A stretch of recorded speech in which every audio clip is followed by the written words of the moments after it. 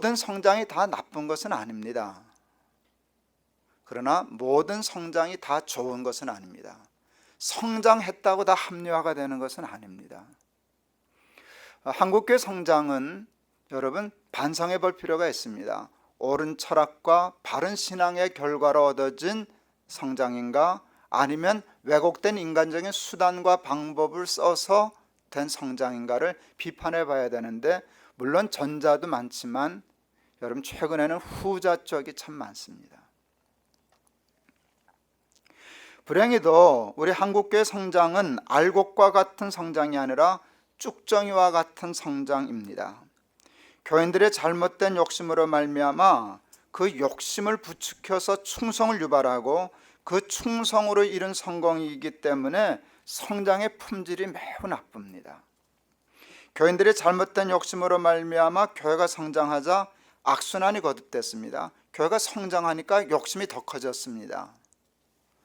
무슨 말인가 하면 이겁니다. 제가 노예를 갔더니요, 조그만 다툼이지만 두 장로님이 다투었어요. 작은 교회 장로님하고 큰 교회 장로님이 다투었어요. 근데 큰 교회 장로님이 이르시대요. 야, 장로면 똑같은 장로냐? 이렇게 소름이 쫙 끼쳤어요. 그냥 무의식적으로 한 말이지만 그게 우리의 본심이거든요. 넌 조그만 교회 장로잖아. 나는 큰 교회 장로야. 이게 뭘 의미하는지 아세요? 정말 그렇습니다. 똑같은 장로 아닙니다. 조그만 교회 장로의 권한과 큰 교회 장로의 권한이 다릅니다. 그러니까 교회가 커지면 커질수록 욕심으로 교회 직분을 가졌던 것의 욕심이 만족도가 더 커집니다. 파이가 커지니까 욕심이 더 커집니다. 그러니까 더 열심 내기 시작하고, 열심으로 안 되면 그 다음에는 수단과 방법을 가리지 않는 일이 생깁니다. 그래서 장로 선거할 때도 운동하고 노회장, 총회장 되면 돈이 왔다 갔다 하고 하는 부패는 그래서 이루어지는 것입니다. 파이가 커져서 그럽니다. 사탄의 전략인지는 모릅니다. 수단과 방법을 가리지 않고 욕심 때문에 열심 내고, 그 열심 때문에 성장하고, 성장함으로 더 욕심 내고, 욕심 내서 더 열심으로 안 되니까 꽁수 부리고 편법 쓰고, 그래서 교회를 부패하게 하는 이 덫에 한국교회는 꼭 걸린 것 같습니다. 명예직분 제도를 시행하고 있는 교회들이 있습니다. 예를 들면 명예권사와 같은 직분입니다. 제가 동안교회 부인을 했었습니다. 동안교회 그 전임 했었던 목사님은 원로 목사님 되셨는데 송치헌 목사님이라는 어른이셨어요. 제가 우리 임택진 목사님 자랑 너무 많이 하다가 내가 그동안 알았어요. 송 목사님 대한 얘기를 내가 잊었구나. 정말 훌륭하셨던 분이신데, 제 전임자셨고요. 한 100명 정도 모이는 교회 오셔서 큰 교회로 동안교회를 일으켜 세우신 분이에요. 전형적인 성실한 옛날 어른이세요. 교회밖에 모르는 분. 교회밖에 모르는 분. 그리고 교회를 키워놓으시고 은퇴하신 후에 은퇴가 정말 깨끗하셨어요. 이제 갓 40대인 저한테 저거 하시고 일체 간섭이 없으시고 손 딱 대시고 그러셨으니까 요즘 세습하고 하는 교회하고는 이게 전혀 다르신 분이셨어요.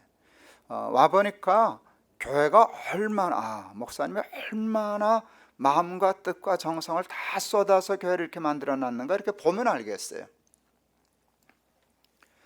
근데 사람 다 완벽하진 않지 않습니까? 근데 하나는 이건 아니다 싶어서 제가 순종하지 않았습니다. 그러니까 명예권사 제도가 있었어요. 그게 뭔가 하면 여러분 다 권사 선거한다고 뽑히질 않지 않습니까?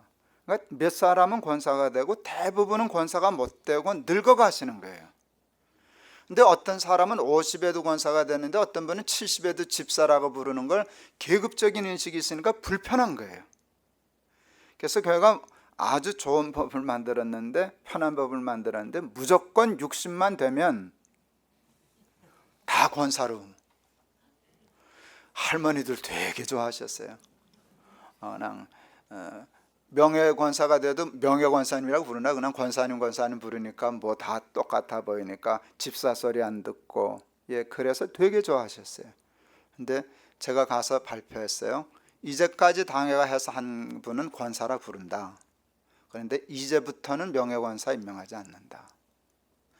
그러니까 저한테 딱 걸린 60대 할머니들 되게 힘들어 하셨어요. 1년만 늦게 왔으면 내가 됐을 텐데 뭐 그런 소리 진짜로 했었어요. 예. 그래도 감사하게 그 일을 섭섭해 하시면서도 이해하고 받아주셨어요. 왜 그랬나? 권사는 직분은 명예가 아닙니다. 거기다 명예를 붙이고 그렇게 조금씩 하면서 우리는 쏙습니다. 이게 한국교회를 나쁘게 만듭니다. 여러분, 한국교회처럼 교회 직분에 뭐 쓸데없는 게 많이 붙는 교회 없습니다. 원로, 공로, 명예, 은퇴. 제가 설교 중에도 얘기했었는데 꽤 오래전에 충청도 어느 지방에 갔더니 제가 조금 우리 은퇴를 조금 앞당기자는 주장을 했지 않습니까? 그랬더니 그걸 조기 은퇴라는 말로 얘기하기 시작했어요. 근데 우리 동학교에 있을 때 젊은 집사가 와서 저한테 웃었어요.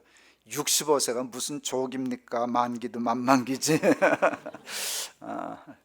근데 뭐 전 조기 은퇴라는 말은 쓴 적이 없거든요. 근데 조금 은퇴 일찍 하자. 그게 이제 조기 은퇴라는 말로 돌기 시작했고 꽤 많은 목사님들이 그렇게 지금 하고 있어요. 어느 장로님 이렇게 명함을 주시는데 제 명함 보고 졸도할 뻔했다는 거 아니겠어요? 그 명함에 이렇게 쓰여 있었어요. 조기 은퇴 장로 아무개.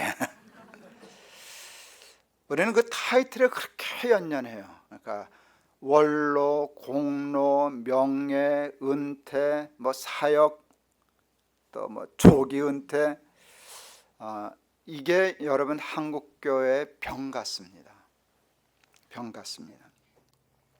이런 것을 통하여 많은 목사들과 장로들이 또 교인들이 이런저런 모양으로 충성을 가정해서, 말은 교회 충성하기 위해서라고 얘기하지만 충성을 가정해서 정확한 은퇴를 거부하기 시작했어요.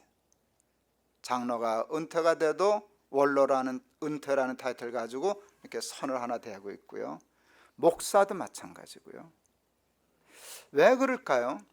그게 정말 십자가였다면 손대고 싶었을까요?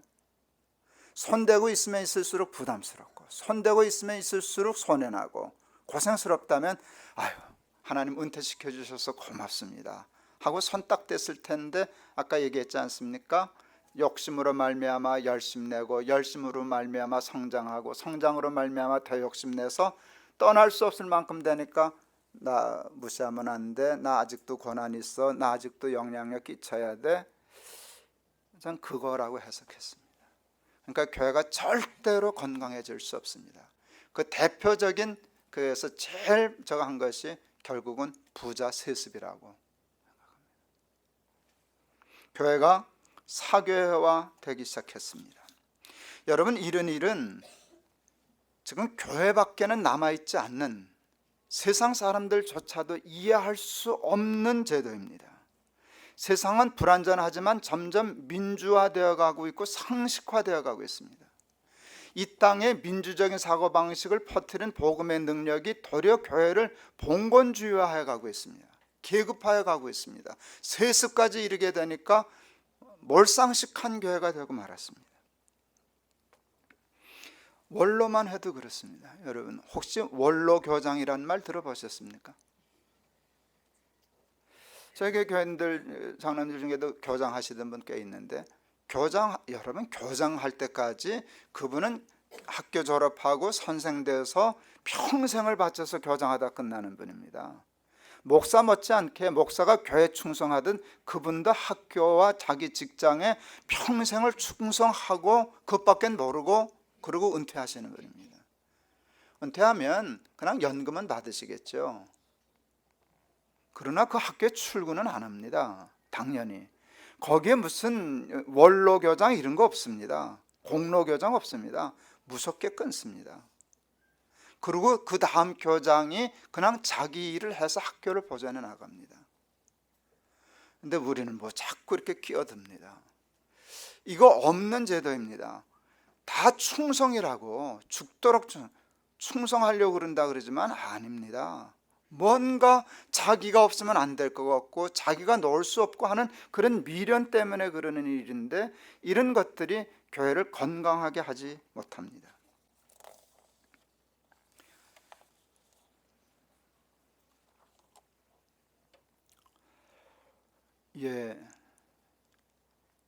교회에 대한 사사로운 욕심이 너무 커졌습니다. 정말 치부 같고 냄새나는 일이기 때문에 함부로 얘기하는 것조차도 조심스럽고 힘듭니다. 대형 교회뿐만 아니라 웬만한 교회 목회자들이 은퇴하면서 받고 누리는 대우가 세상과 비교되지 않습니다.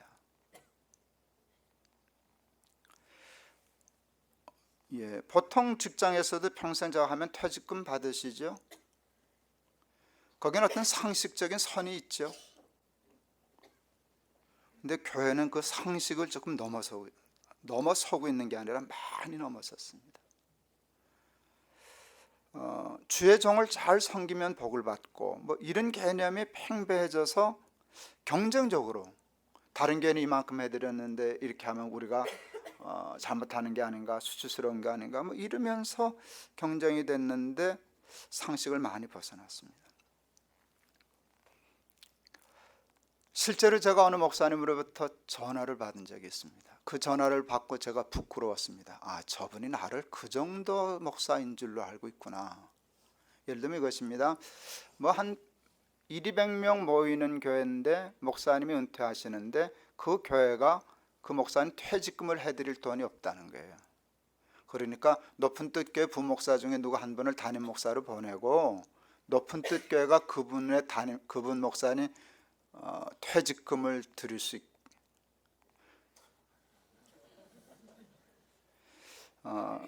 그게 지금 비일비재합니다.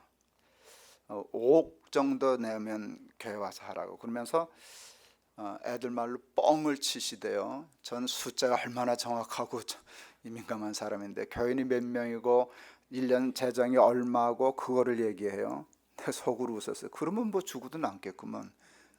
그게 사실이라면 그런데 제가 생각했어요. 여러분 5억이 크면 크고 작으면 작다 얘기할 수 있는데 그 말씀하시는 교회와 그분이 평생 일한 것과 했을 때 상식적으로 세상에서 받을 수 있는 퇴직금이라는 게 있어요. 제가 보기엔 넘어섰다고 생각했어요. 조그만 교회인데도. 그런데 여러분 그게 흥정이 된다는 사실을 아십니까? 그래서 교인을 사고 파는 일들이 실제로 있고요. 그렇게 해서 조그만 교회도 원로 목사 되면 이런 일들이 교회 안에 일어나니까 교회가 지금은 살아날 길이 없습니다. 조금 큰 교회 목사 은퇴할 때 대우는 신문에 날 정도로 몇십억. 교회 사이즈 생각하면 나도 가끔 생각해. 저 교회가 정도면 나도 그 정도는 받겠는데. 다 그렇게 어깨 대보잖아요. 너 직장하고 내 직장하고 비슷하고 너희가 그렇게 받았으면 나도 그만큼 받고 이런 생각들을 하는데 그런 기준으로 보면 나도 몇십억은 받을 수 있겠네 하는 생각이 듭니다. 저도 이제 은퇴가 몇 년 남지 않았습니다. 저라고 돈이 싫겠습니까? 저라고 권력이 싫겠습니까? 저도 은퇴한 후에 원로든 공로든 하나 이렇게 붙여놓고 높은 뜻교에 저 기대고 있을 수 있지 않겠습니까?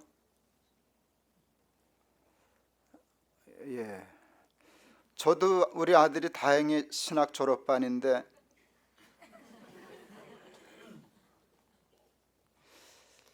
우리 이원성 목사님 지금 휴가 간 김에 아예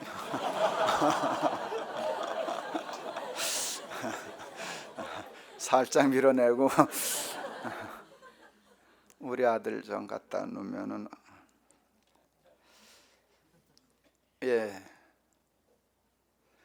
저도 자식 기르는 부모인데 자식이 맨 땅에서 고생할 생각하면 싫습니다.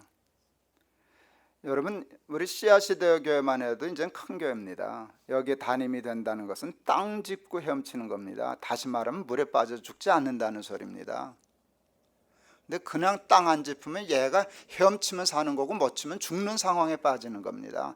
다 부모 마음은 땅 짚고 헤엄치게 하고 싶습니다.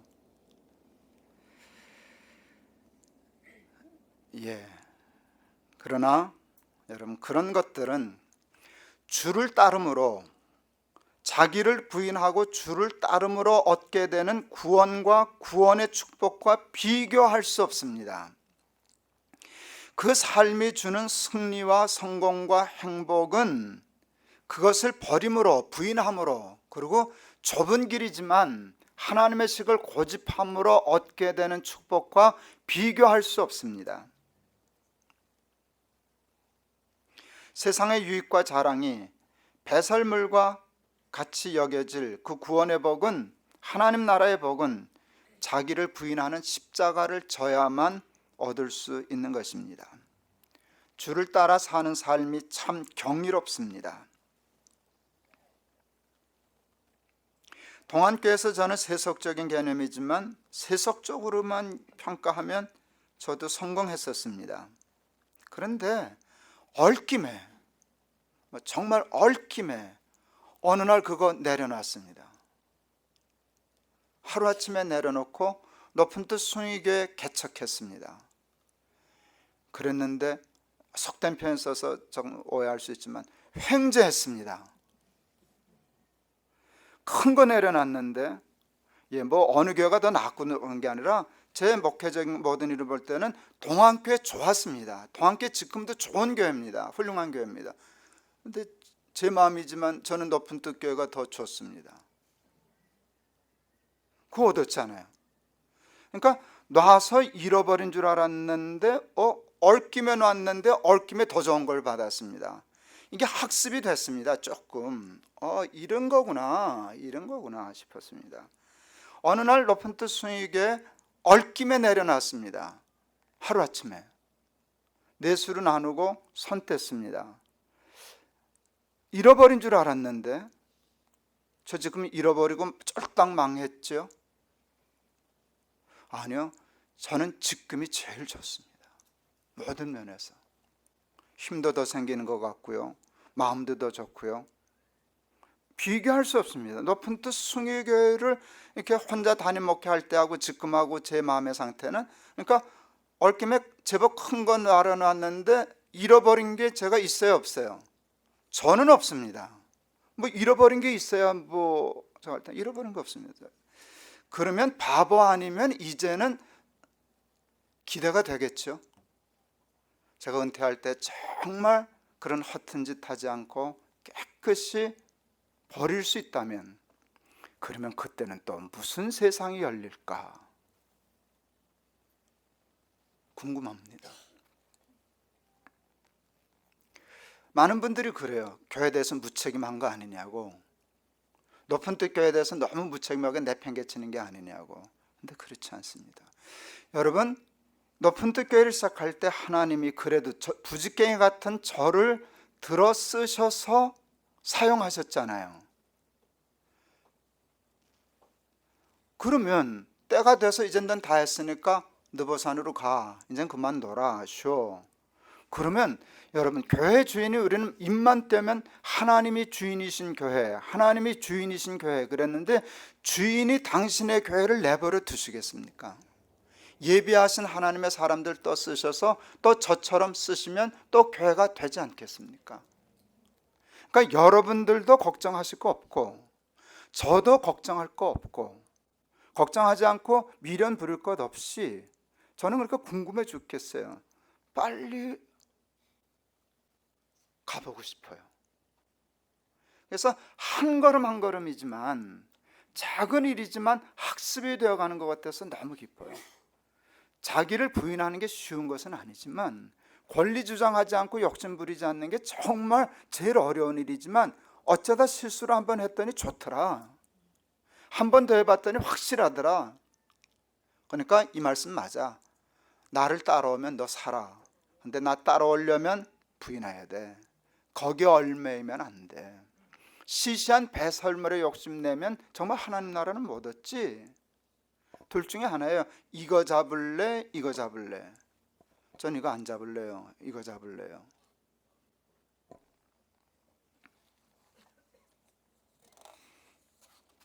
욕심과 야망을 쫓아 사는 삶은 욕심과 야망을 버리고 주를 쫓는 삶과 비교할 수 없습니다. 부족해도 저는 주를 쫓아 살고 싶습니다. 그러기 위해서 아직도 쉽지는 않지만, 아마 죽을 때까지도 쉽지는 않겠지만, 오늘 예수님의 말씀과 같이 작아도 자기를 부인하는, 십자가 지고 끝까지 예수님을 한번 따라가 보고 싶습니다. 요즘 제가 세습 반대 운동에 하여간 깃발은 들었지 않습니까? 그랬더니 요게 또 위험성이 있어요. 제가 처음 세습 반대하는 글을 제 페이스북에 올렸더니 기가 막히대요. 그 글 몇 명이나 읽었는지 아세요, 여러분? 몇 명쯤 읽었을까요? 13만 명이 읽었어요. 그게 체크가 돼요. 제 그 페이스북 거기에 이렇게 그 확인한 데가 있어요. 남자가 몇 사람 읽었는지, 여자가 몇 사람 읽었는지 나오고요. 연령대가 20대에서 30대가 이게 다 재밌어요. 요즘 세상에 13만 명 이상이 읽었어요. 댓글이 붙고 그러는데 이게 볼만해요. 600개, 700개씩은 달렸어요. 갑자기 영웅이 되었어요. 투사가 되었고요. 영웅이 되었고요. 그랬어요. 방송이 계속 접촉해서, 여러분 제가 꽤 언론 요즘 타는 거 아시죠? MBC 누구누구입니다. 거기도 나왔었어요. 나오고 동아일보, 경향신문, 주간조선,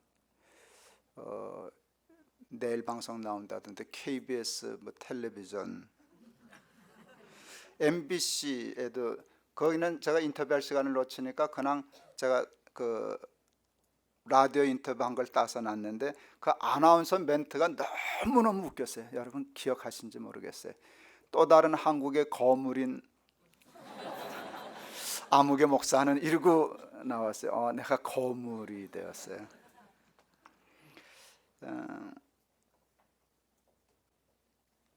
이렇게 큰 일간지들이 인터뷰하자 그럴 때 왜 저 했는가 하면 세습을 다루니까. 저는 이걸 반대하려면 이제는 언론을 통해서라도 홍보해서 많은 사람들을 깨우쳐야 된다고 생각했기 때문에, 부끄럽지만 그것도 이용해야 된다 생각해서 좋은 기회라고 생각해서 했어요. 그랬더니 그 얘기가 나갔는데 신문을 받아드니까 그거는 한 40쯤 다루었고요.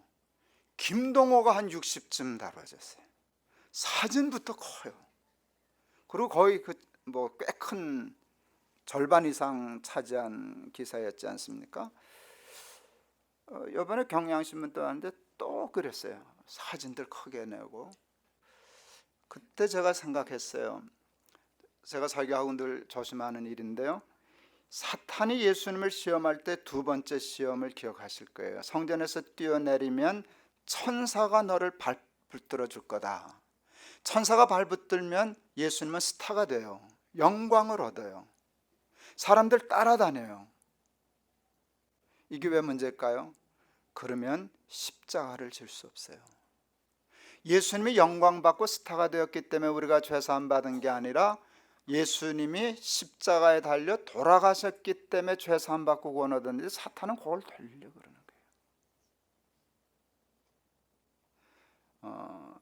세습을 반대하고 하려고 하면 그것 때문에 제가 져야 할 십자가가 있는데 거기에 앞장선 사람을 영웅 만들려고 하고 있어요. 그런데 불행히도 제가 그런 것을 본성적으로 좋아할까요, 안 할까요? 좋아한다고요.